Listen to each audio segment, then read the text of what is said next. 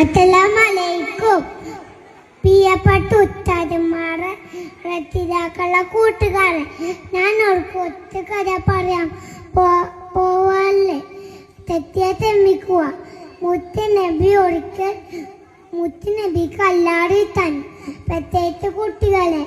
മുത്തുനബി ഒരിക്കൽ ഒരു സോയാബീൻ്റെ വീട്ടിൽ പോയി. സോയാബിക്ക് ഒരു കുട്ടി ഉണ്ടായിരുന്നു.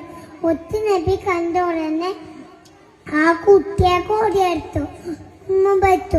അപ്പോൾ സോയാബി അബ്ദോത്തോടെ ചോദിച്ചു, നബിയെ അങ്ങ് എന്ന മകൻ ഉമ്മത്തോ? ഞാൻ ഇന്നൊരു എന്ന മകനും എത്തിയിട്ടില്ല. അപ്പോൾ നബി പറഞ്ഞു, നിങ്ങൾ കുട്ടികളെ തേയിക്കണം, തേയിച്ചാൽ മാറ്റം പോരാ, അത് പ്രേരിപ്പിക്കണം. കുട്ടികളെ തേയിക്കണം, തലോടണം, അവരോടൊപ്പം കളിക്കുകയും വേണം. ഇത് നമ്മുടെ മുത്തുനബിക്ക് ഒത്തിരി കഴിഞ്ഞു. ഇത്രയും പറഞ്ഞോട് ഞാൻ എൻ്റെ കഥ അവസാനിപ്പിക്കുന്നു. അസ്സലാമു അലൈക്കും.